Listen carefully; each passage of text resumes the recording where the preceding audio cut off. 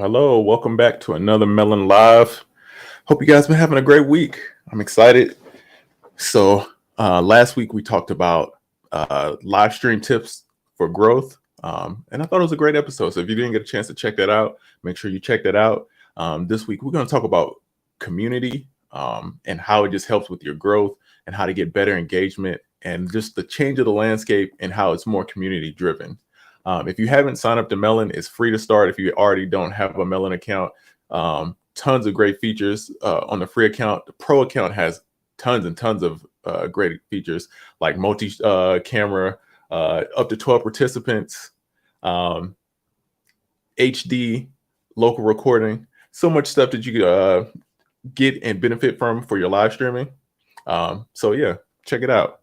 Amazing work. Got to get back to streaming. Hey, I hope you have a good stream. And thank you for showing up. I appreciate the comment. Hope you have a great stream. Let me know.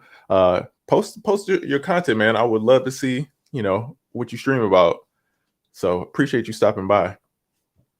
So we're going to talk about community this week, right? And in my experience, so my official title is the community manager. I'm the growth community manager at Streamlabs and Melon. So my goal is to engage with the community, try to grow the community. So in my research of trying to get better at my job and learn more stuff and just, become better at learning everything, I've been studying, watching all these podcasts. And I wanted to share with you what I've been coming across and then stuff I've just learned in the process. So to me, the social landscape has kind of, jumping over here so you can see. Caleb, how you doing, man? Okay, thank you, man. I definitely want to get you on here too one day, Caleb. We do a stream. I know you know a lot about streaming and a lot about Melon, so I would love to have you on the stream. That would be great. So as far as community, to me, I feel like the landscape has kind of shifted. You see like creators like KSI, Logan Paul, Mr. Beast, they're able to launch these huge businesses, right? This unrelated to their content.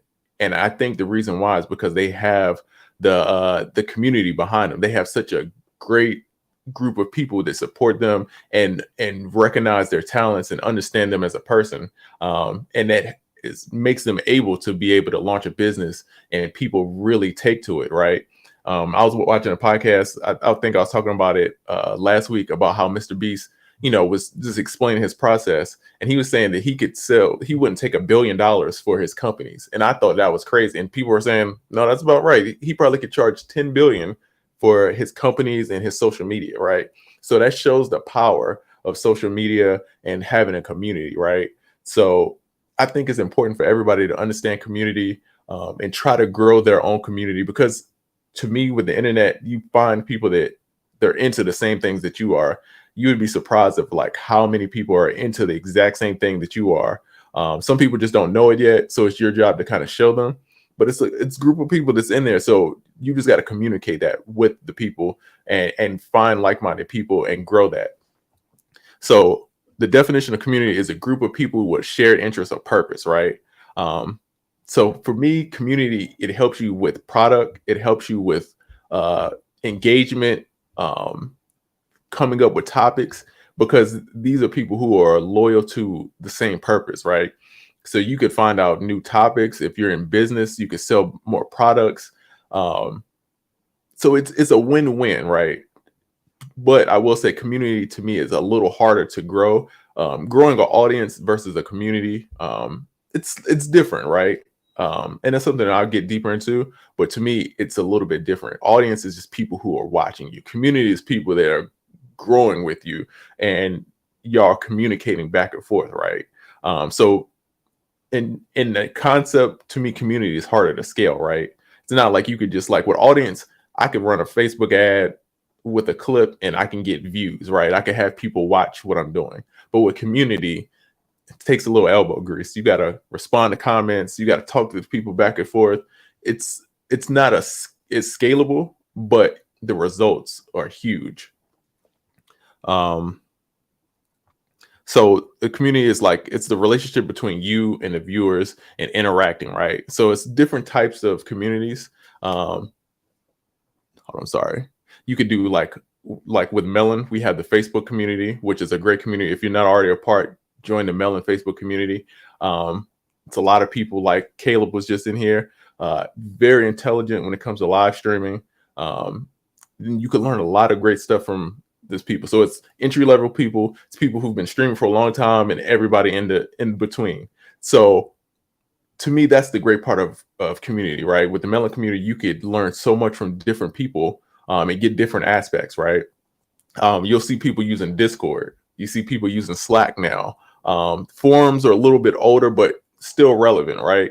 So these are the type of communities that you see people build around. Discord, I will say it's pretty popular now. Like it's really a growing thing, especially to me, I feel like more of the gaming community.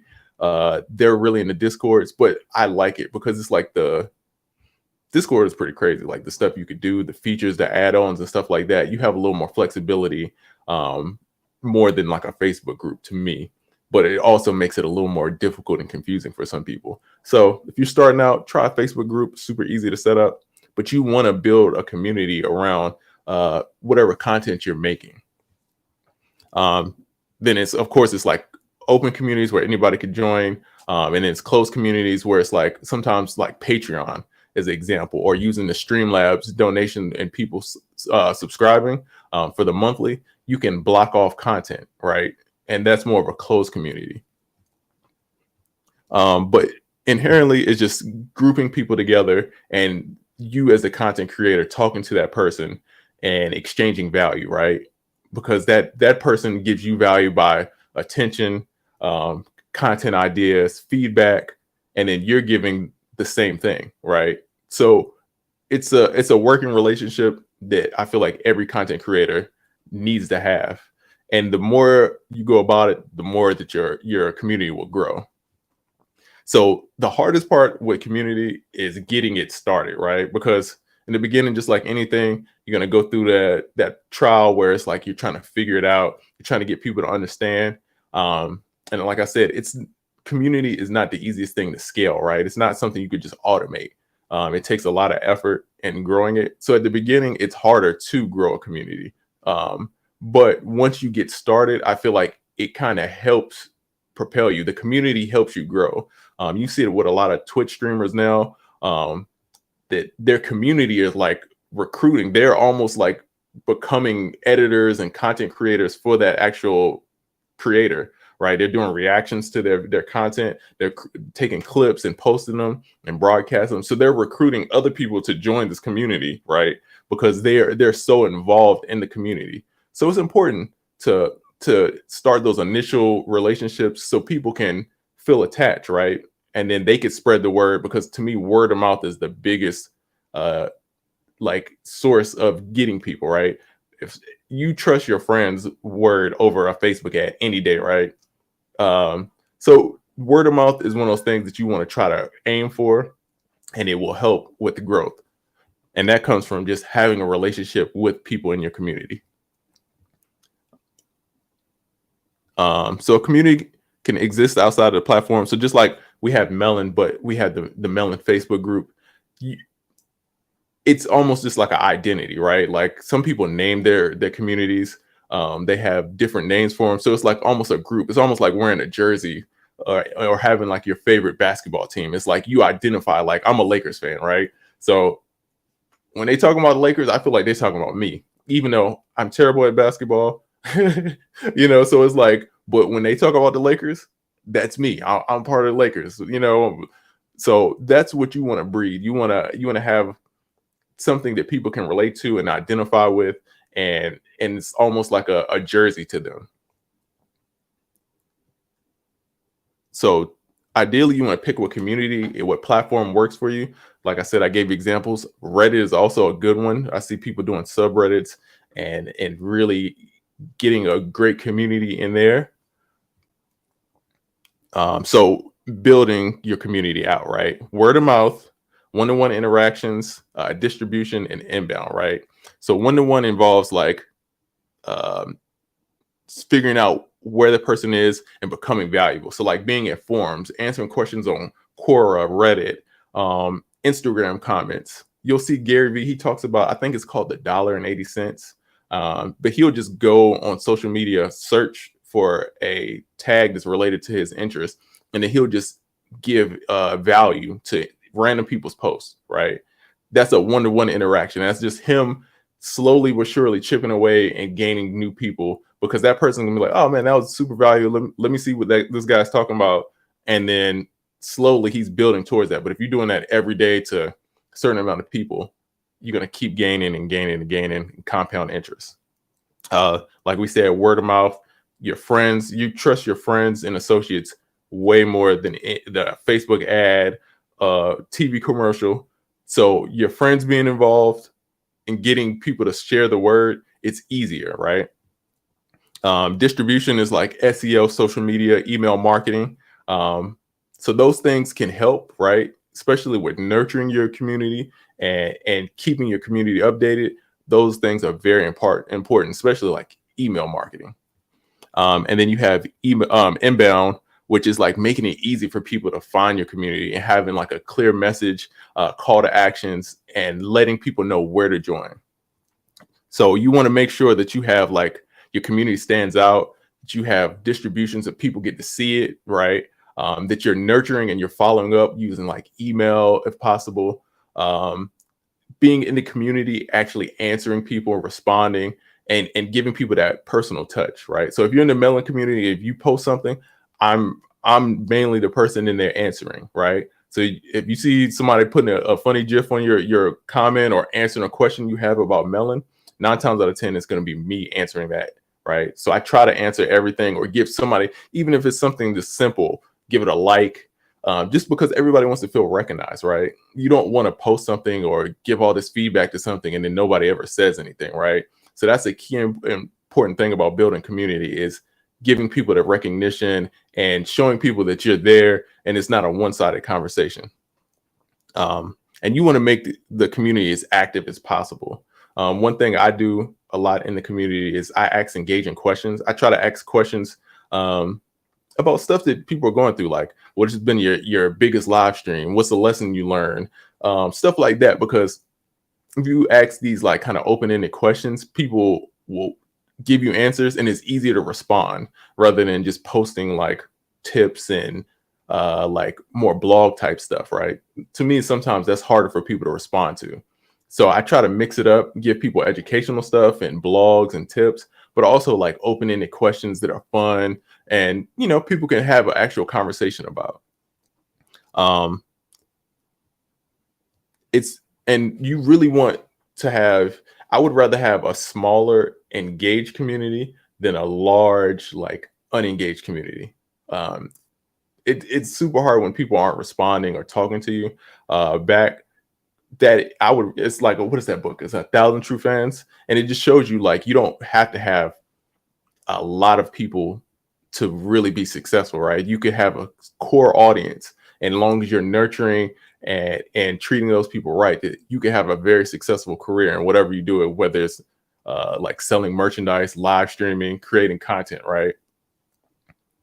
So from there, we're going to focus on growth, right? So with growth, like I said, it's in the beginning, to me, it's tricky, right? Like I've been in Melon maybe 6 months now, 7 months. And initially I had to learn the community, right? So before I could do anything to grow, I had to understand what issues people are going through, pain points, what's the language, how do people talk in the Melon community, right? So a lot of that time is me spending learning that. Now that I have a better understanding and I get where people are coming from and what they're looking for, now it's like, okay, I know how to approach it to get people to grow and build that out more, right? And slowly but surely, we're chipping away. We're growing more members. Social media is growing, and we're reaching more people. So that's kind of what you want to focus on, right? You want to focus on like, how do I add value to this person? Oh, sorry. I need to turn my watch off. My watch is going crazy. 1 second. Let me turn this off. There we go. There we go.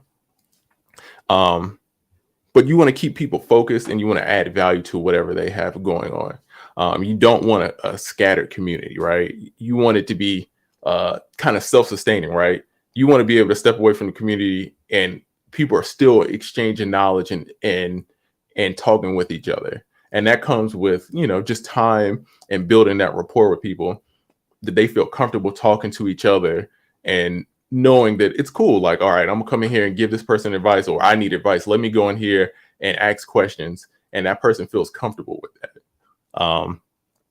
And a good thing with the growth is that you do want to kind of limit people, right? So whether it's a waiting list or having like rules to set people up with, you don't want to let anybody in, because just like anything, it's going to be people that's not a good fit, and it's going to be bad apples in any kind of thing, right? So it's your job to try to keep that as clean as possible. And a great thing for that, it's Cloudbot, right? Cloudbot is a widget from Streamlabs that's integrated with Melon, right? And what it does is it monitors your chat. It helps you do certain things like as far as links. It's super easy to set up. It's already built into Streamlabs. I'm sorry, it's already built into Melon. So all you do is click the apps button, and then you sign into Streamlabs. You can set it up, and it automatically works, right? Super easy to set up. But it's great for monitoring your community, keeping your community clean, making sure there's no random people in there trying to spam and do weird stuff, because sometimes that happens, right? You're going to get people to spam, you're going to get people to say weird stuff, but to keep you focused and so you don't have to worry about that, Cloudbot is super easy. And it's been times where I get like weird comments and it will like throw me off. Like I'll be in the middle of streaming and it'll throw me off. So to me, the Cloudbot helps with not even having to pay attention to that, right? And understand it. Okay, this is going to be taken care of. My community is not going to see this, and I don't have to deal with that. So check out Cloudbot if you haven't. Again, super easy. In the Melon Studio, go to the apps, just add the widget. Super easy to sign up.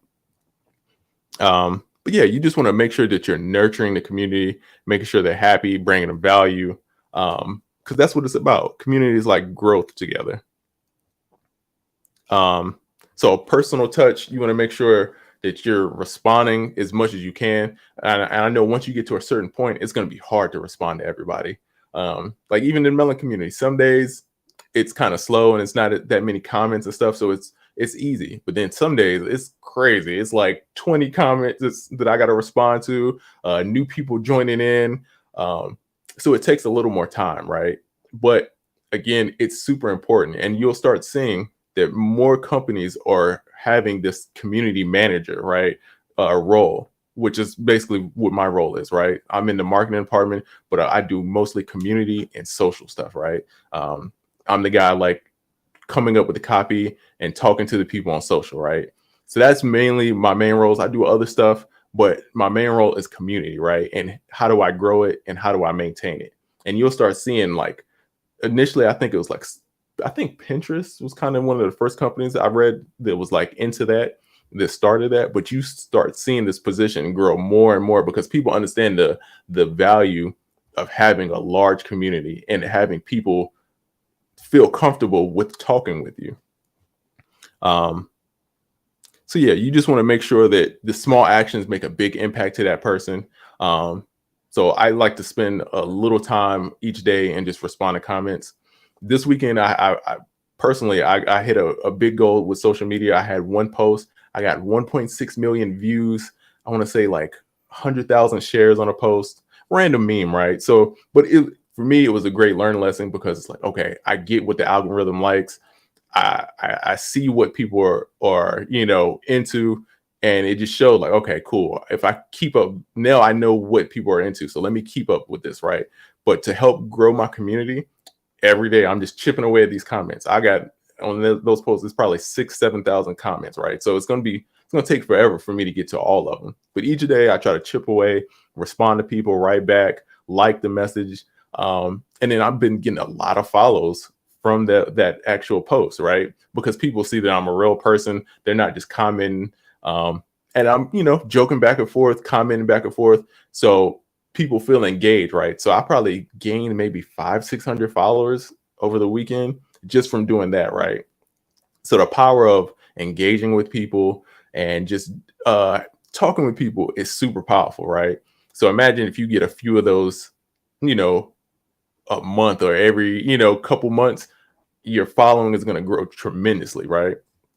And people want to see authentic, like real people, right? It's okay to joke around. It's okay to show your personality. If you're messing up, it's cool. Like, to me, I like when I see people and they're doing like more human stuff. Like, they mess up, I'm like, okay, they're not. When I see basketball videos and people will put in the misses, I like it because it's like, okay, they're not just trying to make it a highlight reel for Instagram, right? It's more relatable because, again, we're not all going to be automatic and hit everything, right? So you want to make sure people see that. um of course, like, protect your brand and show them what it is that you want to show them, but also don't, be vulnerable. You could show them different things, different sides of yourself. So when it comes to managing the community, we talked about Cloudbot, right? Which is super easy when you're streaming to kind of manage your community. You want to have a plan, and just kind of understand what it is, like the main message, right, that you want to have with your content, right? Knowing your overall goal for your content will help kind of set what the rules are for the community. Another way, you want to make sure you're following up. An easy way to do that is like create like a form, like a sign up form, with like an email plan. Like, you could use MailChimp, you could use Klaviyo. It's so many different ones, right? But collecting their emails, right? So you can update them on newer stuff whenever it's events going on, whenever you're about to stream. This way you can follow up. You could take your schedule link for Melon and you can send it out, and you keep the community informed, right? So it's not just one touch point. With social media, a lot of times you got to have 6 to 7 touch points before somebody does anything, right? So posting one time or in the community feed, somebody might not see it, but they're going to check their email. They're going to get the Twitter notification. So diversifying where people see you at is really going to help the community grow, right? And then people will share those things. And that's a huge way. Again, it goes back to the word of mouth, the community, vouching for you and putting you in front of other people. And then you can do more stuff with like Facebook groups to make it more interactive, right? You can change like the intro, like you can put like a little, like the way we have it in the Melon community is like the rules. Once you agree, cool. And then it's like, it shows you like key posts that we've made. So you already, like, say if you're new to Melon, you already know that, okay, this is how I get set up. Here's some cool features. Here's where I go, right? So it makes it easier to do that once you have these little add-ons, right? So whatever platform that you're using, they all kind of have these features, right? Where you could pin and post, you can customize the kind of customer journey. So you want to just keep that in mind of the customer journey and how they're going to enter your community. And then from there, making sure they're not confused, right? And where they're going to go from there.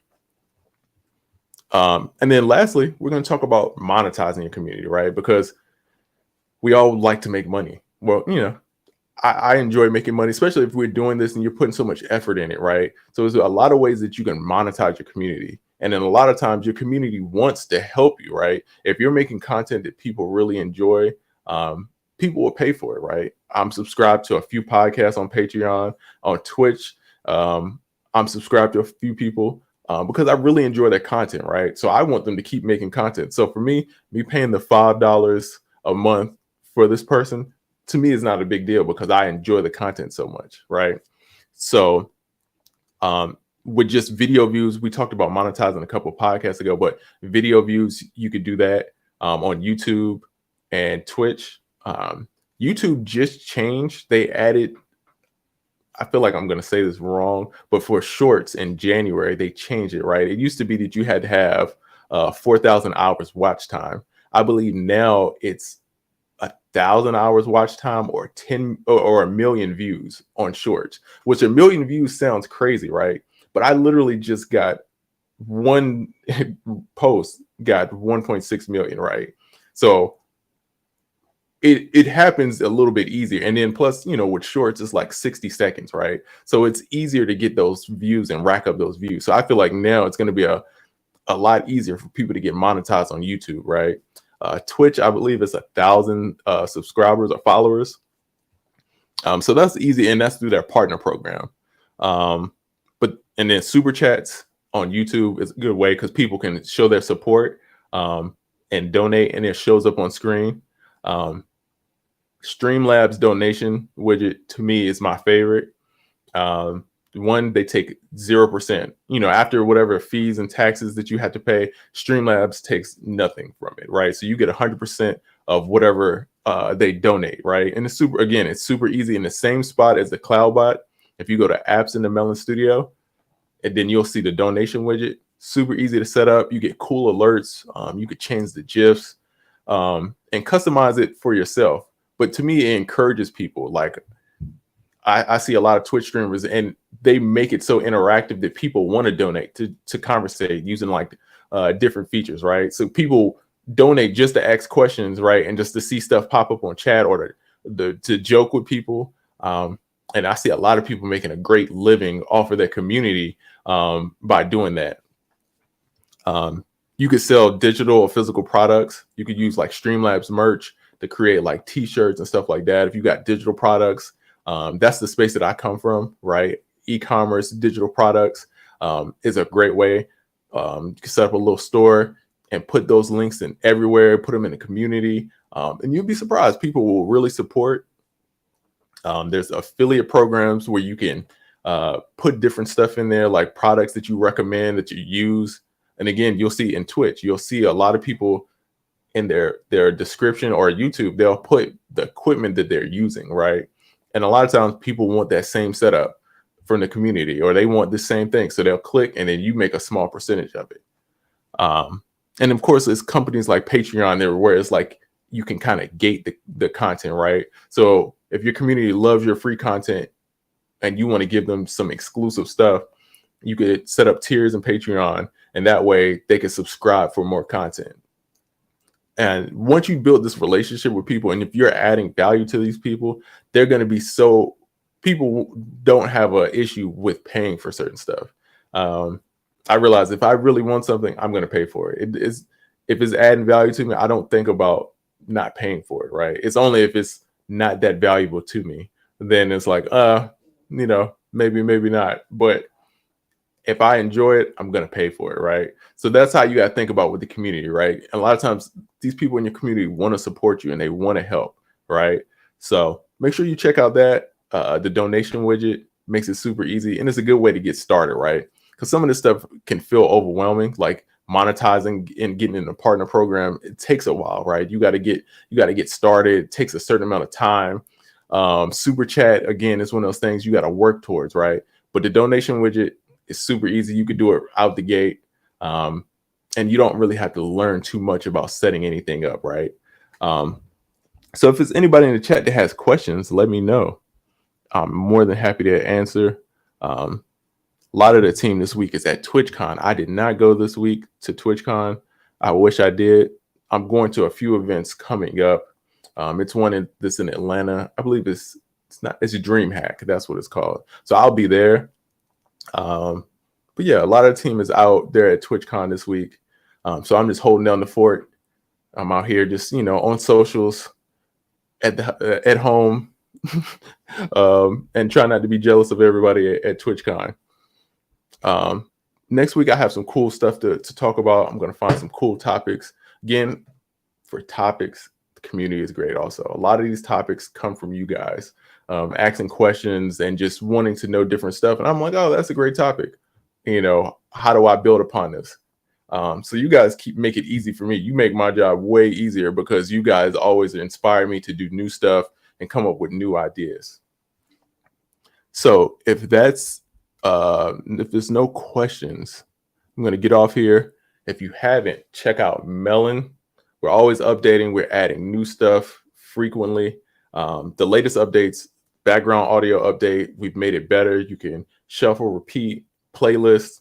I wouldn't add more than 200 tracks, but we've tried to push it. You can add a crazy amount of tracks, right?